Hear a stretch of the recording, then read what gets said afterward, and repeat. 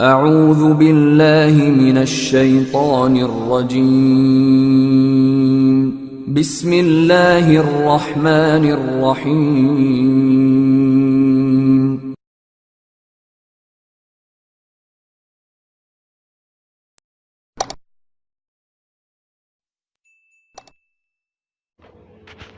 چوتھا کلمہ توحید۔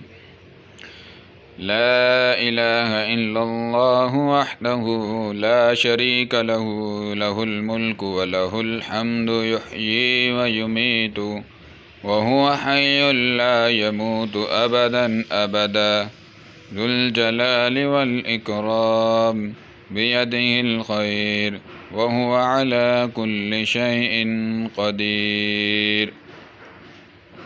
ترجمہ: اللہ کے سوا کوئی معبود نہیں اور وہ اکیلا ہے اور اس کا کوئی شریک نہیں، اور اسی کی بادشاہی ہے اور اسی کے لیے تمام تعریفیں ہیں۔ وہی زندہ کرتا ہے اور وہی مارتا ہے،